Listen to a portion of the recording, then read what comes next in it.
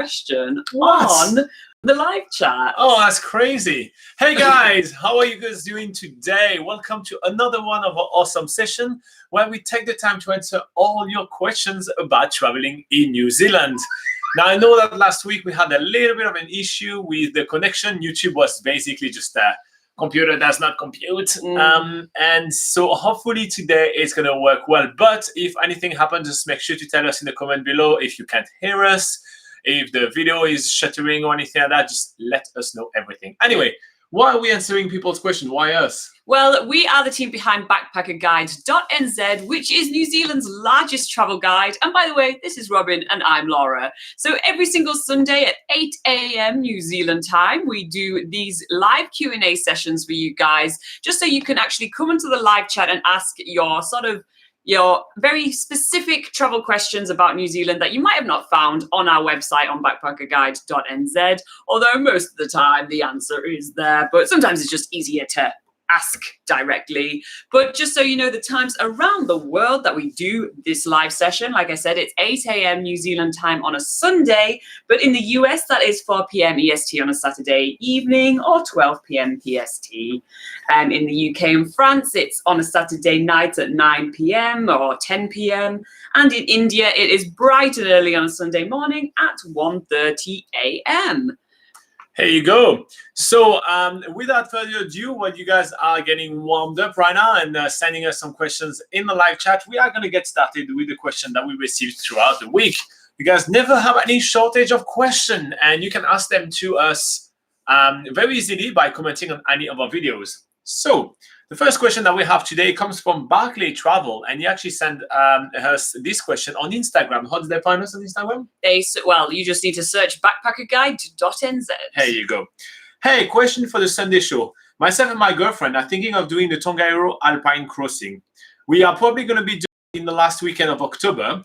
We're both really healthy and fit, but we are not experienced hiker. Do you think this would be a good time to go? And what would you recommend holding off on it? Thanks, Daniel.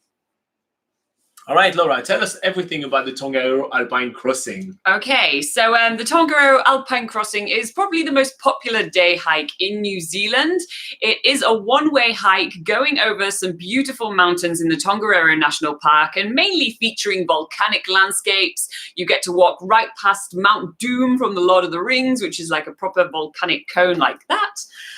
If you do want to know, see more what the Tongariro Alpine Crossing is all about, there is a video on our channel about the Tongariro Alpine Crossing. So on the search bar of the channel, just type Tongariro and you'll find the video very easily. Yeah. So the whole walk, like I said, it's a one-way walk and it is about 19.4 kilometers long.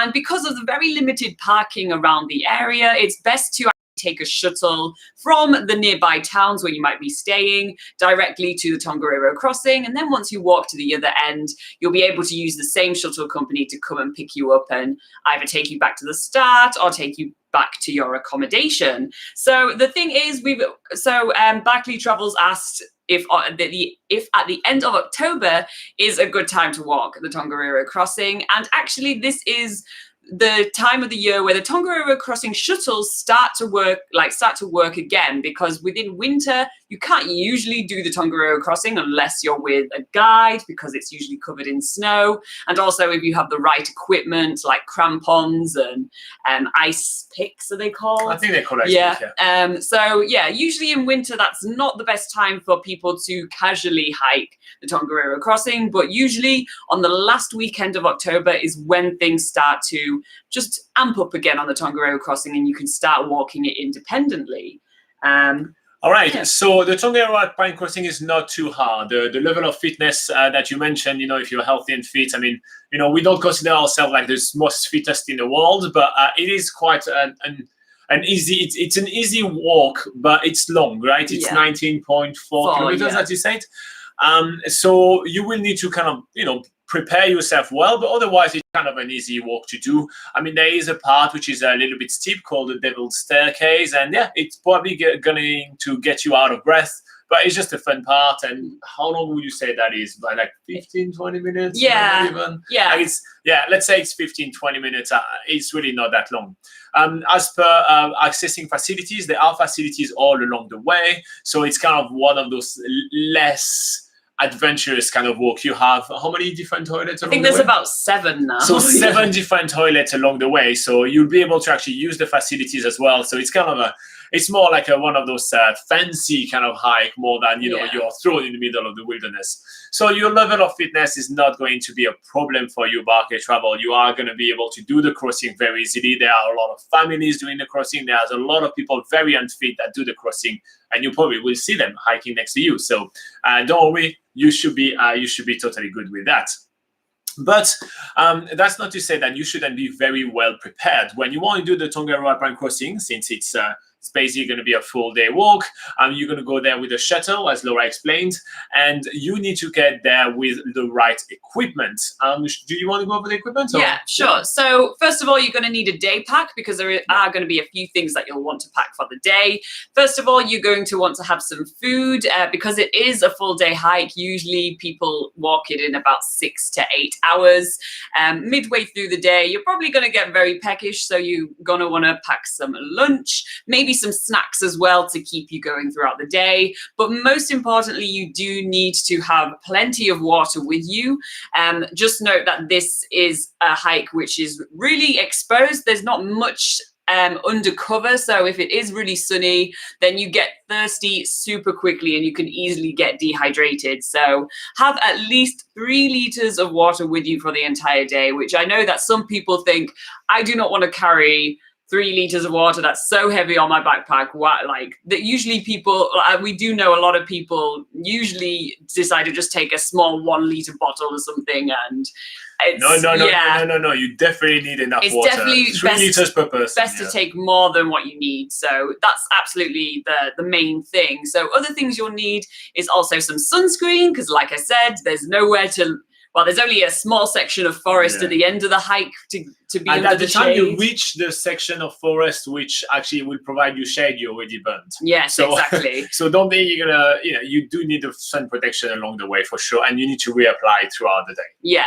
And and the New Zealand sun is very intense as well. It's even though New Zealand isn't exactly a tropical country, the sun here is really intense with the UV rays due to a hole in the ozone layer that lies just above New Zealand. So trust us, when you feel it, you'll know that it's a lot stronger here. Actually, I would recommend having a sun hat. Actually, I would recommend sun hat, like just a baseball cap or one of those sun hat. I don't know what it's called, but I think it's just called a sun hat. Yeah.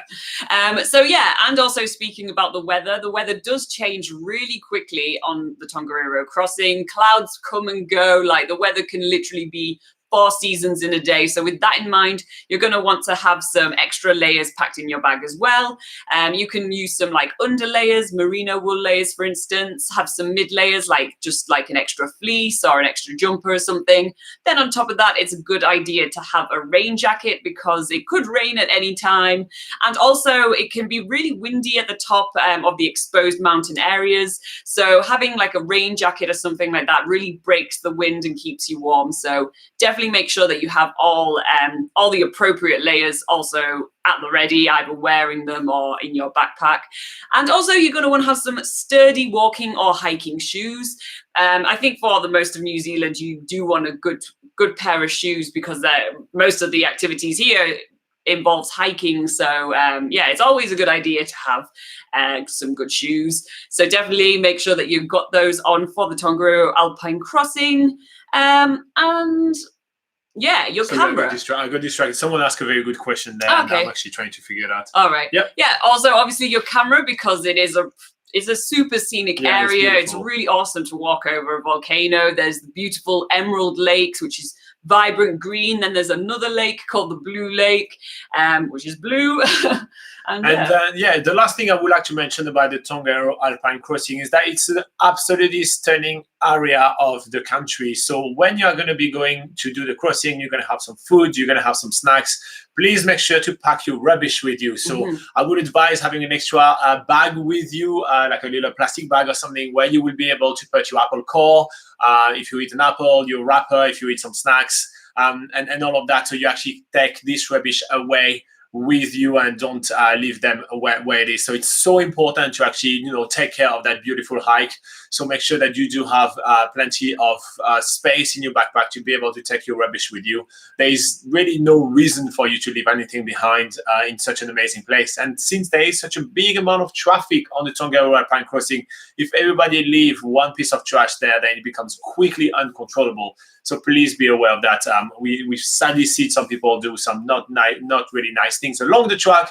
And so, anytime chance we just kind of say that. But I don't want to tell you off too much. It's an amazing hike. You're going to love it. Yeah. It's really epic. Check out the video on our YouTube channel. And yeah, you're going to really love it. If you did find this video useful, make sure to like and subscribe. It really helps us out a lot. And also it will help you find out more often when we get our videos coming out or joining us in this live session, which is really cool as well.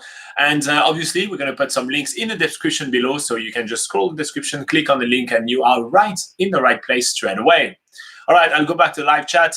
Good morning, Tony Paul. How are you doing? He say, hi, guys. We're visiting New Zealand in November. We have watched all your 365 days experience. All of them? No, you haven't. Have you? You know what? Do you remember the first one? How cringy and how awkward that is. It's quite funny. But that was quite the adventure. Yeah, it was epic. It was epic. Sometimes when we watch them. Sometimes they're just suggested by YouTube and everything. It feels really weird to kind of rewatch even the early one, because it was very, we're not really comfortable on camera. The editing was absolutely terrible. It's still pretty bad, but it was even worse. So yeah, cool. So out of those 365 experiences, how many are you going to be doing, Tony? Jyoti says, hi, we are visiting New Zealand in December for a month, coming with an infant. What do you advise? Yeah, do it. It's New Zealand is a very safe country, so I don't think you're going to have much problem. Know that you will be able to find a lot of baby food in New Zealand supermarkets, so that won't really be a problem. So you don't have to panic with that. Diapers are going to be readily available everywhere. So I don't think it's going to be hard. If you do have some specific questions, feel free to ask us. But right now, general advice, do it. Yeah, and in accommodation is pretty easy as well. A lot of motels in particular offer usually free porta cots and stuff like that. So if you need those sort of things like a high chair and stuff, usually that sort of equipment is already available at many of the accommodations. Yeah. So that's another thing worth mentioning. So now Adil Mula asked a very interesting question. Say, hi, Robin and Laura. How do I search for video on this channel, noting that I am watching from mobile? Well, I went on my phone and I went on the YouTube app to try to figure that out for you. And first up, I realized that I wasn't even subscribed to my own channel, which was bad. So I subscribed. So if you guys can subscribe as well, let's do it together.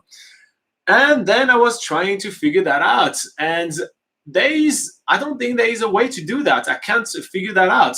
But one of the things you can do, like when you're on the YouTube app right here, and you can click on the search, and then you can search YouTube right here. If you put BackpackerGuide.NZ at the end of any of your search, so you type Tongariro, BackpackerGuide.NZ, you will find mostly our videos. Yeah. But that's pretty much it. I actually don't really know how that works. I was trying to look on the videos, and to be honest, we usually do all stuff always on tablet or on computer. Desktop, yeah. So it's a bit different. That's true. But yeah, it's just really odd. I do not know how to do that. So I'm sorry. I can't help. But yeah. So the one advice I would say is that in the YouTube search bar right here, you type Tongariro and then BackpackerGuide.NZ, so then you can find this video about the Tongariro crossing. Yeah. Otherwise, you can just browse on the channel as well. Like on any of our videos, you just see the little icon with our faces on. You click on that little picture with our faces on, and you'll get the channel. And that way, you can just easily browse through all our playlists and all our recent videos, that sort of thing. So that if you're just looking for random videos on our channel, that's pretty easy to do. But yeah, if you are searching for something specific, just type in whatever you're searching for, BackpackerGuide.NZ. Yeah. All right. So then we have Athira Athiraz Shetty. I probably destroyed your name. I'm sorry. It's he or she says, hello, Robin and Laura. This is Athiraz from India. It's 12:40 a.m. Finally managed to stay awake this week to catch you guys live. Your gap year videos have been really helpful to our upcoming trip. Nice. And he also says, I really admire the way you reply to each and every comment you receive on your video. You guys rock. Yeah, well, we like you guys. We do this channel for you guys. So yeah, that's the point. Also, 12:40 a.m. It's super late. I hope you're not working tomorrow. Thanks for joining us. Yeah. Pour yourself another cup of coffee. Yeah. Jyoti says thank you, and Adil says thank you as well. I'm sorry, Adil, I couldn't figure out how to do that. All right. So if you guys have some extra questions, just feel free to ask them right now in the live chat. In the meantime, we're going to keep going through the questions we received on the comments of our videos. I'll do this one. I only want to do this one because I really like the username of this person. Wow. Okay. Interesting. So on YouTube, we got a question from Chocolate Teapot saying, "Hi, I'm leaving for New Zealand from the UK in 10 days, staying for 25 days on a group tour. I was wondering what the laundry facilities are like, staying mostly in hostels, traveling North and South Islands." Nice. Okay, so laundries. So that's kind of a common worry for travelers that are going to be embarking in an organized tour, because you will have there then very limited amount of time to yourself, right? Every day you're going to be on the road doing a couple of activities, seeing a bit of sightseeing. Then usually you meet some people with your bus tour with your tour in the country, and then you probably will have dinner with them and socialize with them. So it's going to be like on and off and on and off, and you have limited time to yourself. But you kind of don't want to be the one sticking at the back of the bus, so you won't have clean clothes. Yeah. So there are actually multiple options. So on this very example, Chocolate Teapot, which I doubt is your real name, you are mostly staying in hostels. But we're going to cover a couple of different options as well, if you're not just staying in hostels. But let's start with hostel laundry facilities. The great news is almost every single hostel in the country has laundry facilities. Yeah, absolutely. So the way laundry facilities usually work in hostels is that there'll either be a laundry room or a sort of back cupboard with one washing machine in. So usually how it works is they're either coin operated, usually taking $2 coins. The standard wash is usually around $4 for a wash and $4 for a dry.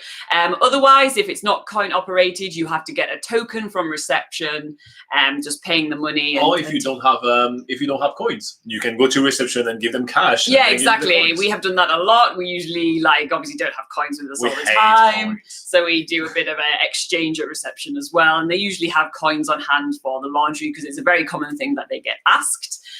So yeah, it's pretty easy to use. It's just a coin operated machines. You pop your coin in, select which settings you want, and it usually goes on for about half an hour or so. But the thing to note about the laundry facilities in hostels is that they really vary in quality. There are some hostels which have amazing laundry facilities. They will have, like I say, an entire room full of washing machines and dryers.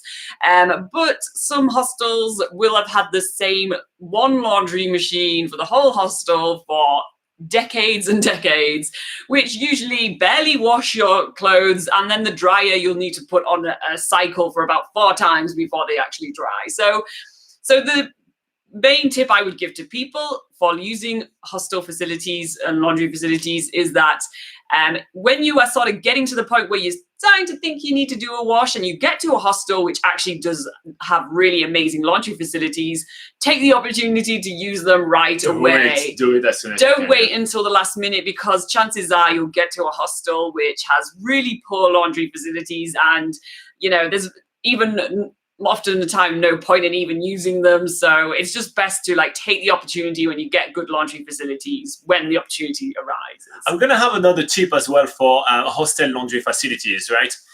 So as Laura mentioned, very often they are a little bit older machines, so you can't really expect the best of the best right here.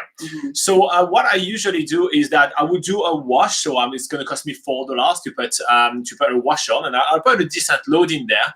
And then when it's about doing a drying, I would actually split the drying in two, because the more air, the more space there is in the dryer, the faster it dries. So then I'm going to be putting my dryer, and I'm going to be doing 2 different dries, and I can guarantee it's going to dry faster. It's going to end up being cheaper, because sometimes you have to do 3 dries to get it drying. It's going to be faster, it's going to be cheaper, and you would avoid having something like slightly damp in your bag, because as soon as you put something slightly damp in your bag or in your suitcase, it's going to start stinking all your clothing. So that's kind of like the tip that I will give you on that. That's personally how I do it. And I think it's really important to kind of do it well, so it doesn't affect you for the rest of your trip.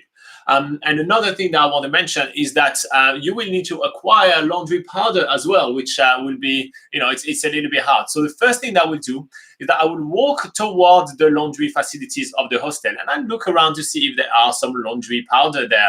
Very often the traveler will have left their laundry powder that they don't need. And that happens very, very, very often.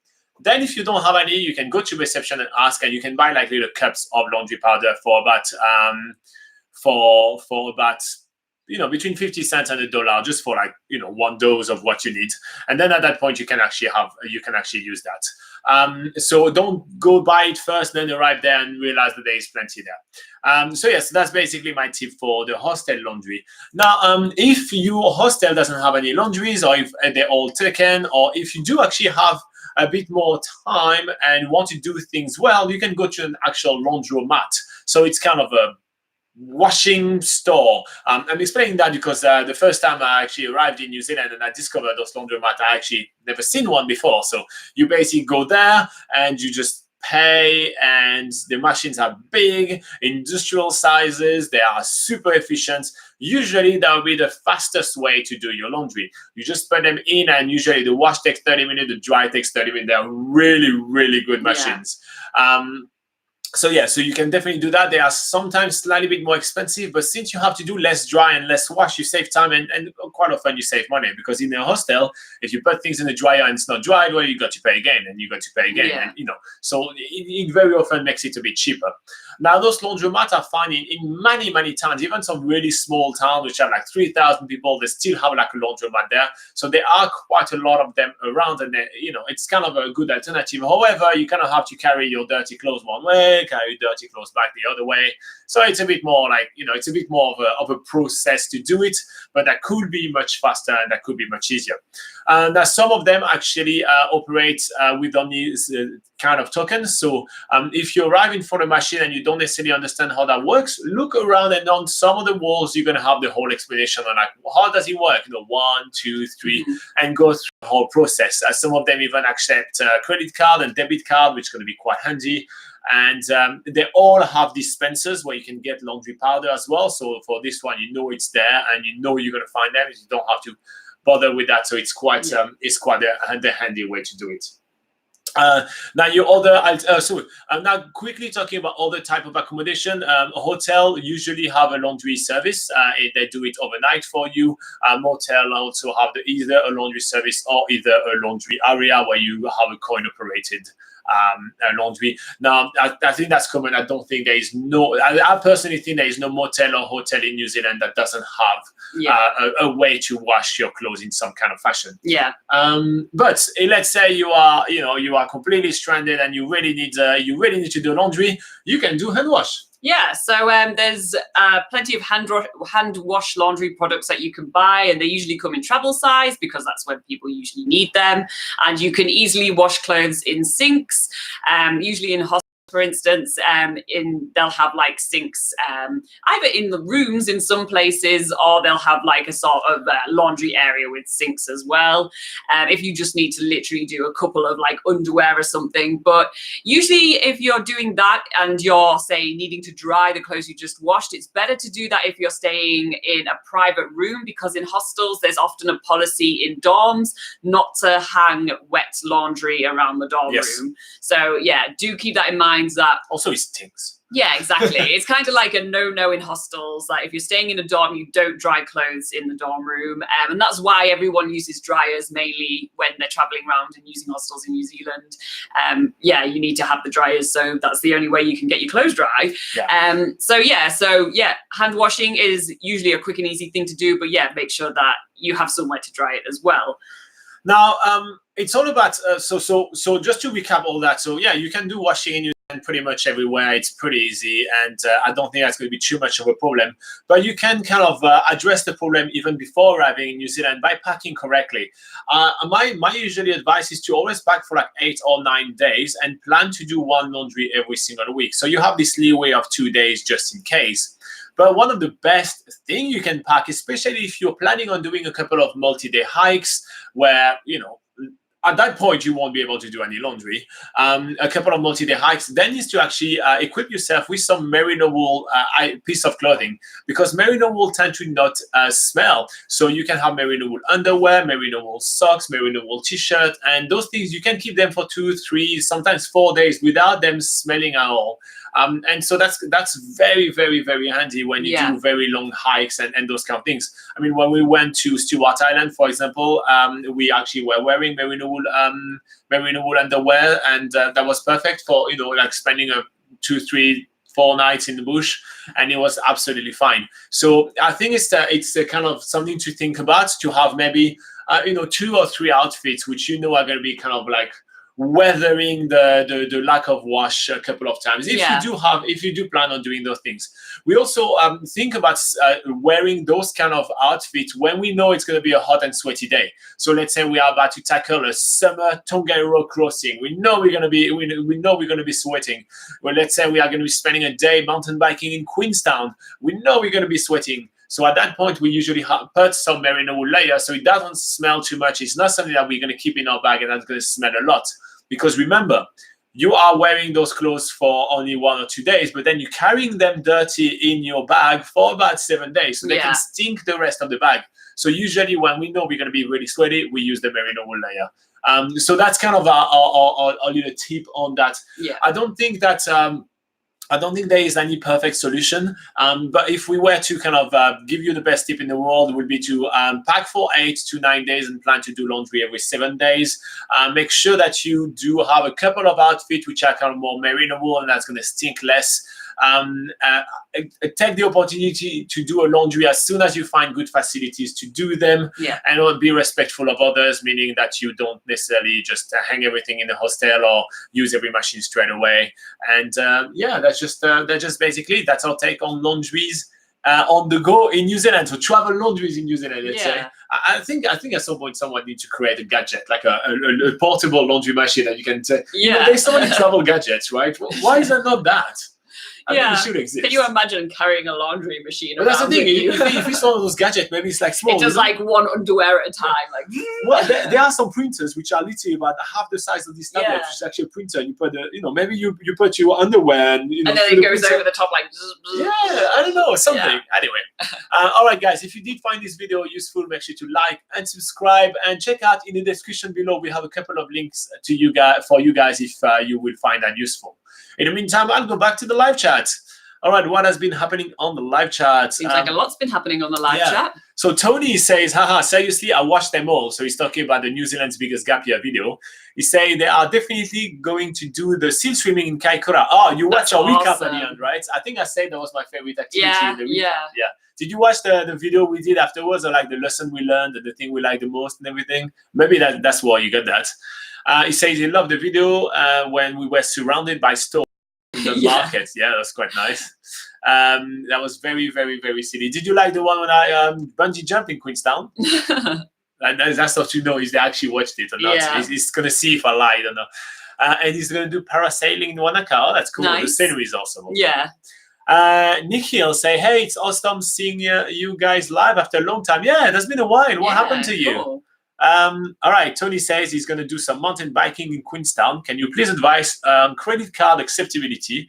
Can you use it to buy petrol and eating in establishments? Absolutely. We actually have a video on credit card in New Zealand on the channel. So if you go on the search bar of the channel or on YouTube and you type credit card New Zealand and then BackpackerGuide.NZ, you're probably going to find a video on take on that. But in short, almost everybody is going to take your credit card. Just be aware that sometimes you're going to have a credit card surcharge fee that can be up to 3%. So it's always easier to have some cash with you if you want to save a bit more money. But otherwise, there is no one who's going to say no to your credit card in New Zealand. Yeah. It's very, very rare. They'll be very happy to take your money. But one thing to note about electronic, card readers, the point of sale card readers, it has many names. What they most commonly call that machine in New Zealand is an EFTPOS machine. Oh, yeah. It's I think only New Zealand, they call it EFTPOS. So when people say, are you paying cash or EFTPOS? It's just, are you paying cash or card?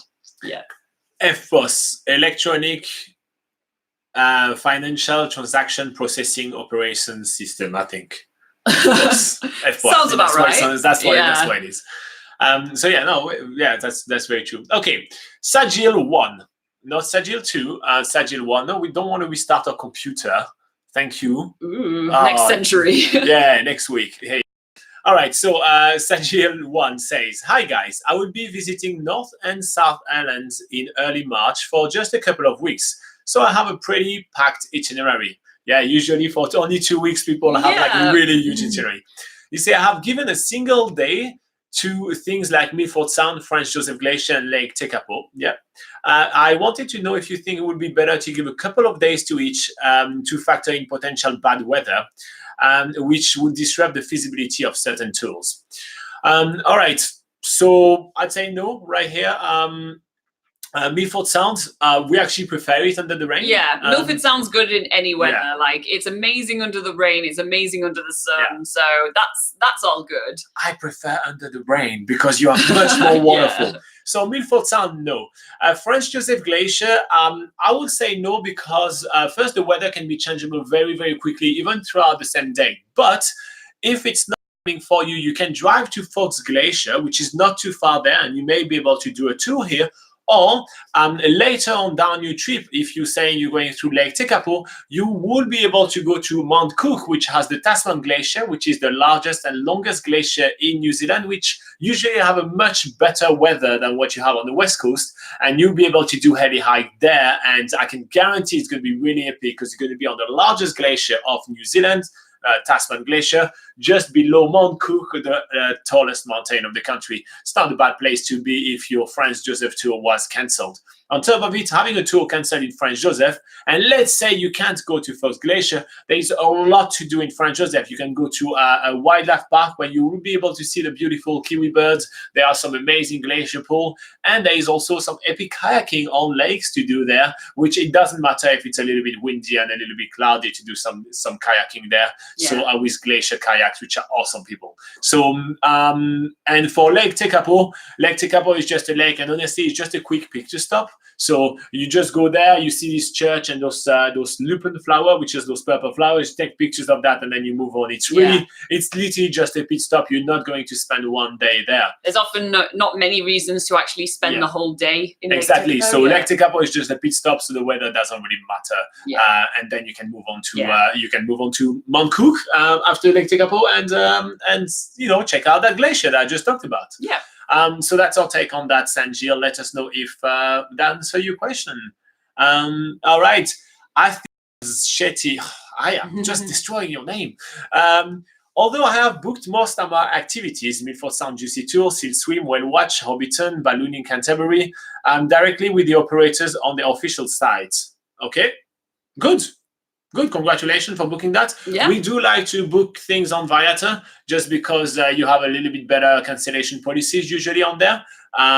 It's the same company at TripAdvisor, so you get a bit more freedom on those. So we usually book our tours on Viator, but that works very well to book with those operators as well. Yeah. Don Links say, hey, what do you think about the far north Cape Reinga? Unfortunately, is it worth checking out? We do have a full video actually about that, where we took a bus tour with great sights, and yeah, it was pretty awesome. Yeah, I mean, it's definitely worth, I mean, if you have the time, it's definitely worth checking out because it's really awesome coastal scenery up there. Also, what I really love about going up there is often that there's lots of amazing kauri forests to stop at on the way up there. But if you have seen some other beaches around New Zealand, and especially around the North Island, for instance, if you've been to the Coromandel, if you've seen beaches maybe around Napier or anywhere really. Where else has good beaches in the North Island? In North Island, with good beaches. Whangamata. Yeah, nice beaches. Well, yeah, the Coromandel. But yeah, if you've been to those sort of areas before and you've seen some nice beaches, then usually it would be okay to miss out the Cape Reinga side of things because it's mostly about coastal scenery and amazing beaches. Yeah. So yeah, that's sort of my take on that. All right, Chris Reed has an extra question. So Chris Reed, you were talking about the Tongariro Alpine Crossing. We actually did about 10 minutes on that at the beginning of this video. So if you did miss it, rewind and watch it. We talked about it for 10 minutes, but he's asking you one question on the Tongariro Alpine Pass. So it's Tongariro Alpine Crossing. Can you hike Mount Doom and see the lake in one day? I had planned a bit of an aggressive before I realized the shuttle time. So between the two shuttle, can you do that? You definitely can, but you have to obviously be pretty fit and do it like all in one go, not like resting for too long and stuff. It usually takes 2 hours to, on top of the Extra. already the Tongariro crossing will take people, if you're fit, if you're going to do it quickly, it might take you about 5 or 6 hours. If you're going to just take your time, it would take you 8 hours. But on top of that, the Mount Doom climb usually takes about 2 hours, let's say, to get up to the top and make your way slowly back down, because if you go too fast, then you end up rolling back down. So I mean, you need to really assess how fast you can actually walk. If you think that you can, you need to be fit, basically.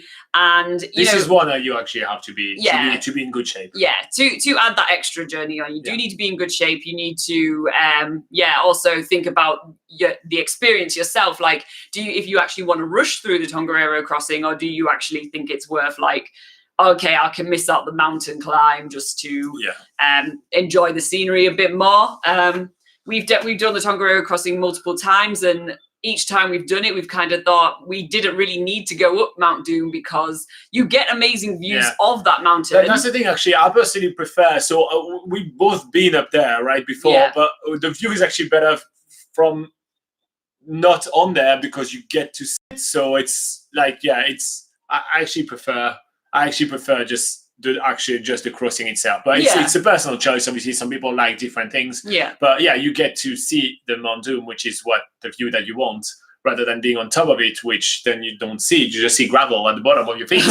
So cool. But that's just our take on it, Chris. If you're fit enough and you think you're confident enough, definitely do it. Have fun. Sanjil1 says, awesome. Thanks for the advice. I just got a little worried watching some people experience of cancelled heli tours due to bad weather. But thanks again. Much appreciated. You're very welcome. Dan K actually responds to Sanjil and said, Lake Tekapo is nowhere near as cool and beautiful as Lake Pukaki, which is close to Mount Cook. So I recommend highly spending a night near the base of Mount Cook. We agree with you. That's literally what we say to Sanjil, Dan. So good job. Drive the length of Lake Pukaki on your way back toward Lake Tekapo. Lake Tekapo only needs an hour or two to have a look on your way. I think an hour of 2 is already a long time. Honestly, it's literally about a couple of pictures. I think we didn't even spend an hour or 2 like doing our filming when we went there and we did the shots. I don't even think we spent 2 hours there. It's literally just a picture stop. Well, so when we did New Zealand's biggest gap year, we did spend a few days there to actually see. I mean, just that thing that people take pictures of the Church of the Good Shepherd and the Lupins. We didn't spend 2 hours there. So in Lake Tekapo, it's like the thing most people do is just to get the pretty photos. But if you are desperate to spend more time there, there is some hot pools there. There is a jet boat tour on the lake. There is a walk up to Mount John. There is the observatory, so if you stay there overnight, you can do a night tour and check out some stars through the telescopes. So that's kind of what Lake Tekapo is about on the night, but it's a little bit stressful to get accommodation in Lake Tekapo because there's so limited amount of accommodation in Lake Tekapo. So usually booking yourself in for the night is usually pretty tough. Yeah, it's hard. You have to book early for Lake Tekapo. Yeah. All right, we're going to grab a glass of water, guys, and we'll be back to answer some more questions from Dan, Sanjil, Oyo, Chris, Don, Arithra, and everybody. So just the time to grab a glass of water, and we'll be back in a minute. All right.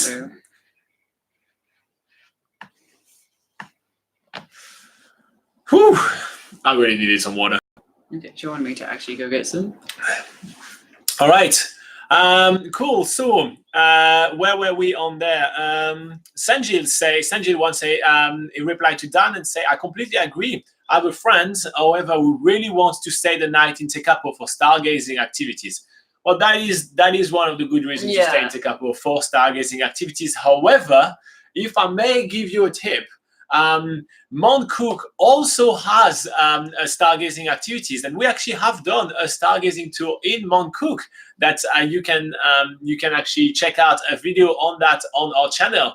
So you don't necessarily have to stay in Lake Tekapo for stargazing. You can also do stargazing in Mount Cook. Yeah. So you can go to Lake Tekapo, take those couple of pictures, and make your way to Mount Cook.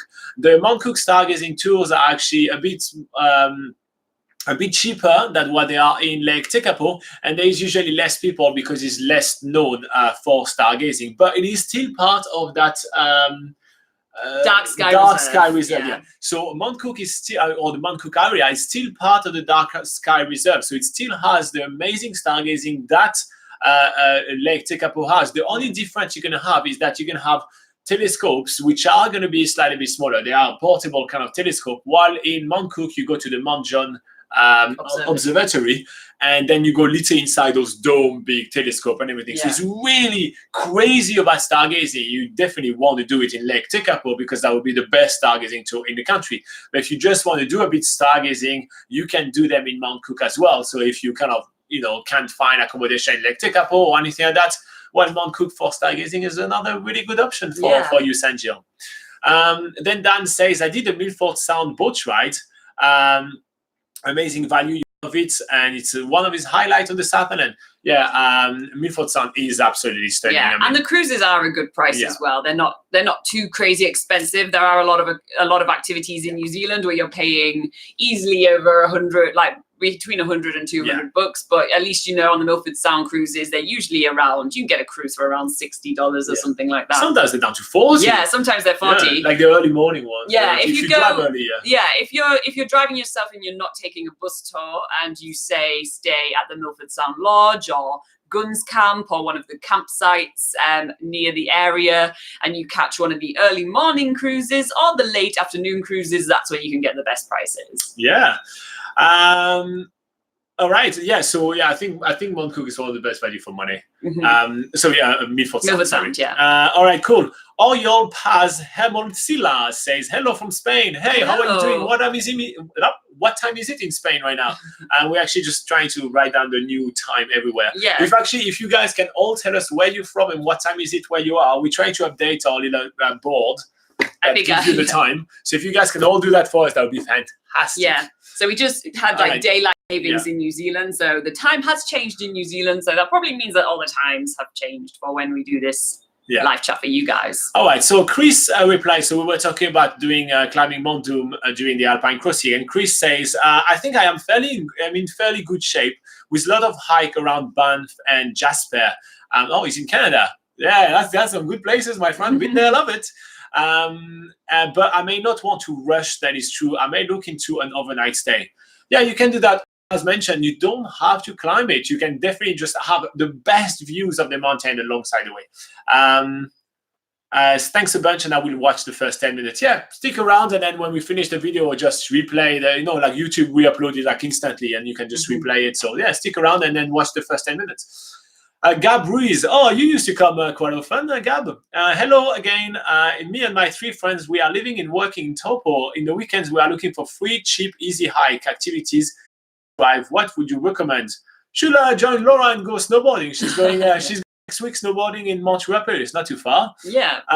But yeah, there are some really nice walk around Lake Taupo. And there is one I really like, which is actually only about 45-minute walk is Lake Rotopunamu. It's near the little town of Turangi. It's really cool.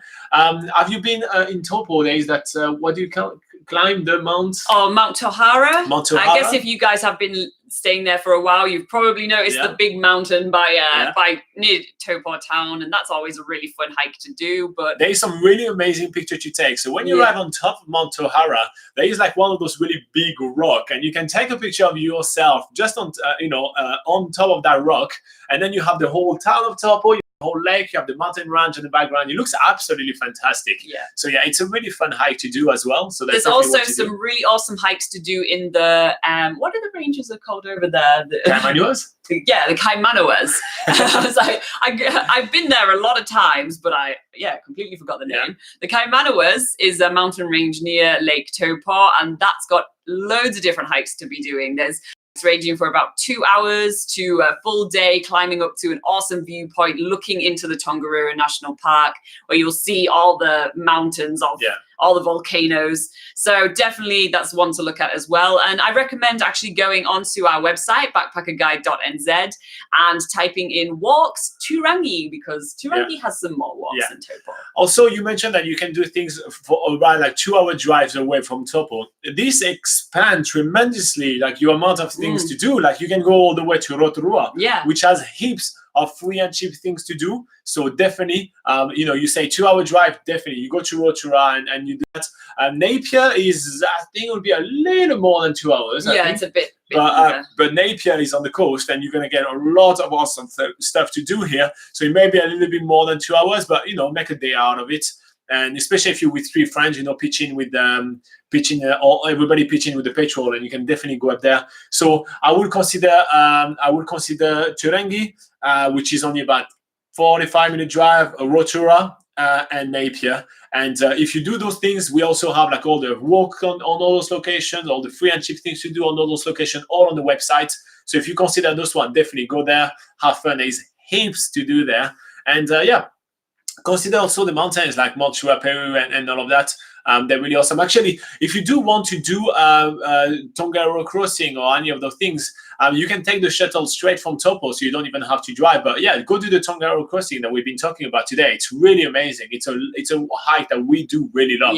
So you get all those mountains there as well to explore. So there's really heaps. So on the website, Tongariro, Turangi, Rotorua, Napier, and that should already keep you busy for another month. And then come back in a month and we'll give you some more recommendation. Actually, now I remember Gab was messaging us on Facebook. That's where that's why I remember your name. Anyway, moving on. Sanjil says, I will definitely consider Mount Cook for stargazing. Also, it's in London for 8:44. Perfect. I will write that down. Oyol Paz Hemodilisa say, I am not good at name. My partner and I are planning a road trip at the end of next July or August. Oh, that's good. You're planning ahead. Despite it being winter, we are just worried about driving, but we do not plan going up the mountains or anything. So will we just be fine? Fine. Yes, you probably will be fine. I would still recommend knowing how to put chains on the car just in case. But, like we drove under the snow in really, really, really crappy campers. You just put the chain on and you drive really slowly and you're totally fine. In case of doubt or in case of stress when driving, just slow down. That's literally the one thing I can tell you. It's totally fine. It's not that hard to drive in New Zealand. But I would just practice putting on the chains one time, and that's pretty much it. Also, we do have plenty of driving tips on BackpackerGuide.NZ. So in the description of this video, there is a link to BackpackerGuide.NZ. Just click on there, and then on the website, just type driving tips in the search bar, and we actually give you all our tips so you can kind of start preparing. It's really important to know those things. So if you do a little bit of research and you watch our driving tips video, which we have on this channel, you read the driving tips article, you'll be totally fine. But if you don't do that, then you're going to be having plenty of surprise when you drive. So I would definitely recommend to actually do that and just kind of watch those videos, do a bit of research, and you should be good. VB Vlogs say, is Tohohomai Rotorua a good institute to study? We have no idea. We're a travel channel here, not a study channel, so we haven't been to the Tohohomai University or institute, so we don't know. You have to do research somewhere else. Sorry. Oral Pie says, we did a road trip in Tasmania at the end of June, so no snow over there. I mean, we are used to low temperature and less daylight hours. Yeah, so you'll be totally fine. I mean, if it's dark, turn on your lights. Simple. To be fair, actually, there is a new thing, like in most countries in the world now, you just drive always with the lights on. It's better for visibility and everything. So just do that and you're sweet. You'll be okay. Gab says, thanks heaps, guys. All your information is so good. I always trust your information. Oh, thank you. That's really nice. Yeah. Lucas BTW says, may I ask, how long ago did you go to Rotorua? I went there about a month ago. I like the luge. Rotorua is really awesome. So the video that we did were about 2 years ago. We went to Rotorua since then, and we did really like Rotorua. It's a really, really cool place. The luge is really fun. They have a luge in Queenstown as well. But Rotorua is better. Rotorua is the best one of the luge, Yeah. so there you go. And also what we really love about Rotorua is all the we were talking about that with Gab right now, with Gab Riz, is all the free and cheap things they used to do. I mean, just in the center, the big park with all, what's the name of that park? Tongariro Park with all the geothermal stuff. We think it's really awesome to be able to see all of that. The redwood forest is really cool as well. So yeah, Rotorua is really, really, really fun. I love all the geothermal activity over there, and there's some amazing geothermal parks. Everyone goes to Waiotapu, but I personally love the Waimangu Valley. Waimangu Valley is really amazing. Yeah. So yeah, and it's all kind of reasonably priced because there is so much on offer there, so they compete a bit more on prices. So it's pretty cool. I do like Rotorua. All right, guys, we have only about 8 minutes left with you guys. So if you do have some questions, make sure to type them on right now. Don't miss out, because otherwise, you have to wait an entire week. But just in case, if you remember something at the end of this video and you're like, oh no, I wish I asked those guys, you can put it in the comments of any of our video, and we will reply to you, and or we will, kind of print them out like we do right here, and we will just answer your question in a little bit later in our live video. So that's pretty cool. We did just receive a very important question right now by VB Blogs. Oh, is it important? Yeah, saying, I searched on Google that Rotorua smells like rotten eggs. Is that true? And can we easily get habitual to it? Yeah, okay, so when you, and actually Lucas, tell us in the comment right now, when you arrived in Rotorua last time you went in, did it smell like rotten eggs?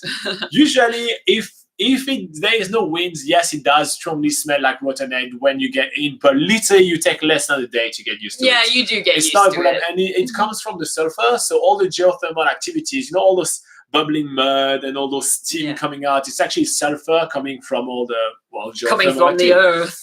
So it's basically the earth farting. So it does smell like sulfur, but you get used to it really quickly. Yeah, and it usually depends which way the wind's blowing. Yeah. Usually if it's blowing in one direction, you get a big whiff of it, but other days when it's blowing the other way, you don't notice it at all. So But honestly, it literally takes you less than an hour to get used to it. It's not a problem at all. It's all part of the charm of Rotorua. Yeah, actually, that's what Lucas said. You see, we're not lying to you guys. Lucas agrees with us. He said, yes, but in the end, I got used to it. So here you go. We're not lying to you guys. But yeah, no, it does have a little bit of this smell. But yeah, but that's true. That's a very important. It was a very important question, I felt. Yeah. So Oil Paz Hermosilla says, sure, thanks. I discovered you a few weeks ago, and I started looking at your website. Well, definitely check it out. We put a lot of work into it, and we have new articles coming out every week. And then Oriol asked, do you do weekly live videos? So at this very time, every single week, we are sitting on this couch and answering all your questions. So it's 8 a.m. New Zealand time, which makes it about 8 p.m. in Spain, apparently, since you said it was 8:44. 8 p.m. in Spain. It would be about 9 p.m. for you, Oriol, which probably is Saturday, if I'm suspecting. But for us, it's 8 a.m. On Sunday New Zealand time. So now to help you guys out, figure out when is it, for you guys, because I know it's pretty hard. In the description of the video, I actually put a link to a website. I think it's called timeanddate.com or something. And there is like a little tool where you can type a date and a time, and it tells you what time it is in your country. And it's so handy. So if you guys want to do that, something like that, you can put yourself a reminder. So you go on that website and say, okay, 8 a.m. on Sunday, next Sunday, what time is it going to be for me? and then it does it for you. I find that super handy. Otherwise, if you are subscribing to our channel, make sure to click on the little bell icon, which should be somewhere at the bottom of the video. That gives you actual notifications when we are about to go live as well. So if you do, we only go live. We only put a notification up about an hour before we go live. So we may try to do it earlier. I was actually planning on trying that this week, so you're spoiling it right here. Oh, sorry. I'm going to try to put a notification earlier, but we'll see what we can do for that. Okay, so Thiraz Shetty says, I plan to use Google Map on my mobile phone while driving. Our mobile phone is section cap a load on the car windshield, since it's prohibited in some countries to place it on the windshield. We have that in our car, so hopefully it's not prohibited. I don't think it is prohibited in New Zealand. No. So in our car, we usually either use that with the map there, or we use the LoRa. The LoRa is very handy. The LoRa holds the phone and also gives the direction at the same time, so can adapt to every challenge. I am available to hire for as a phone holder should you need me. So she doesn't do suction cap on the windshield. She actually takes a full seat though, so it's a investment of space in your car. It is a bit. But so best is obviously to use your copilot, but otherwise, definitely do that. But one of the tips.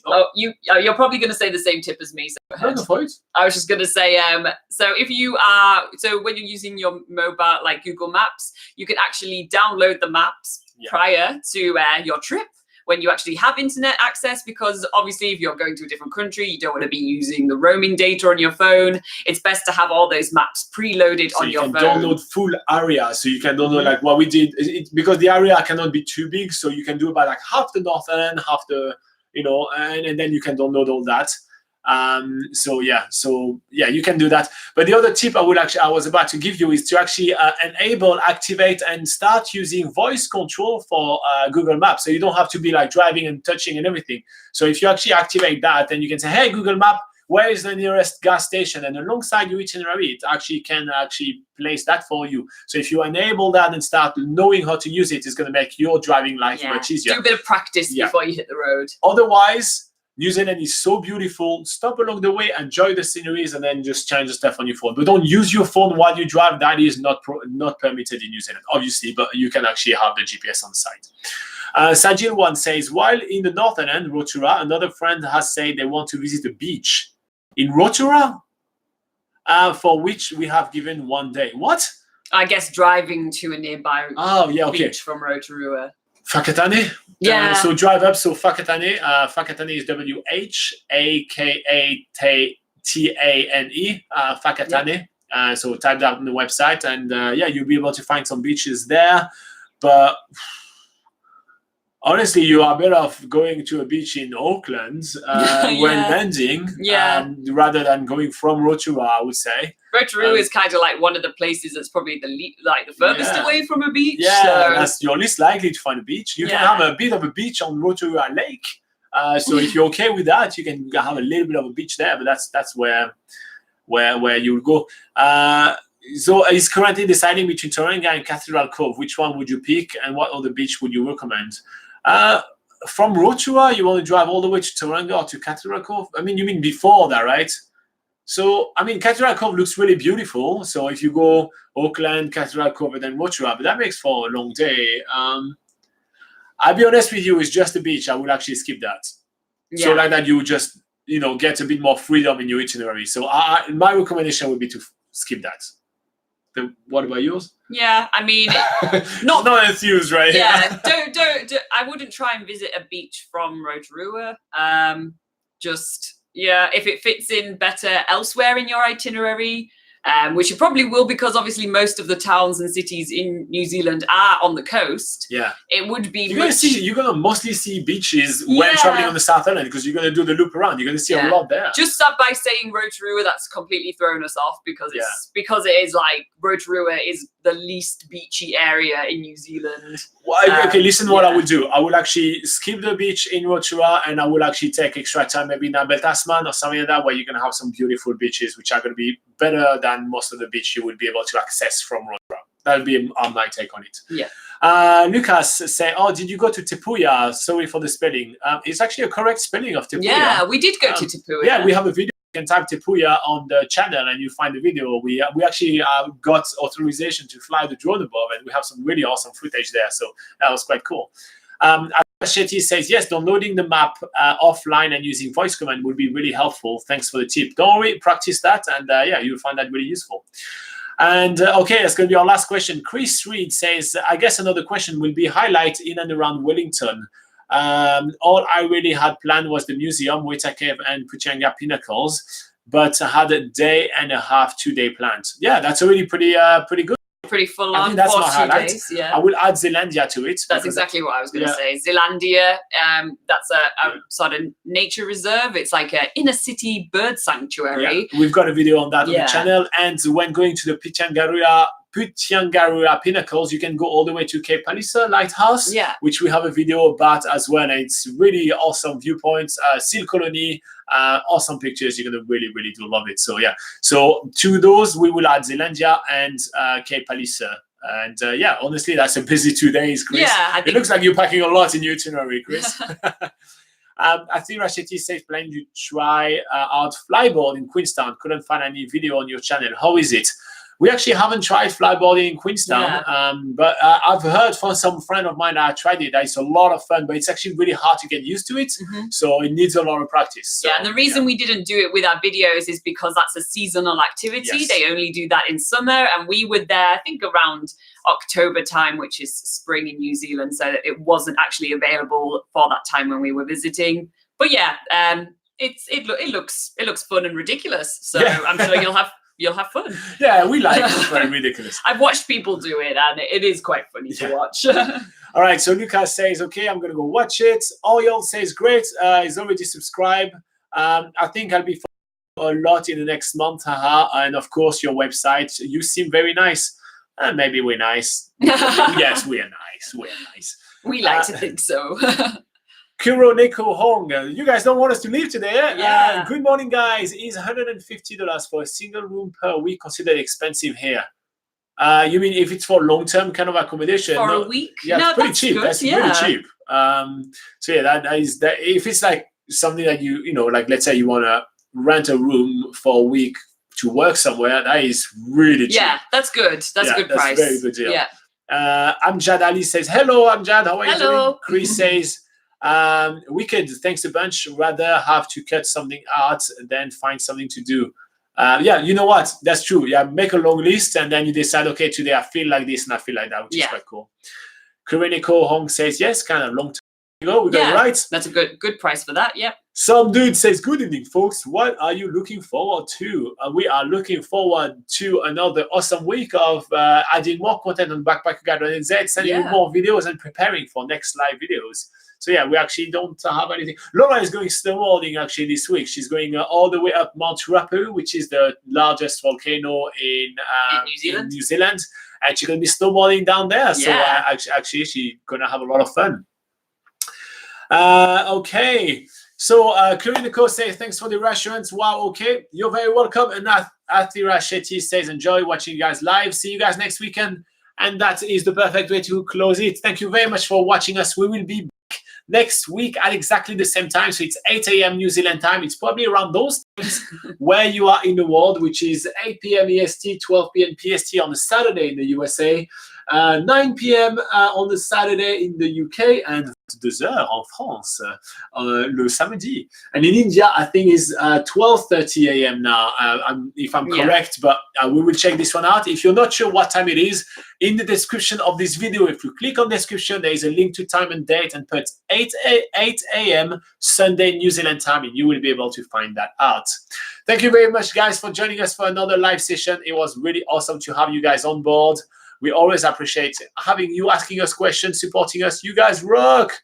Bye-bye. See you later.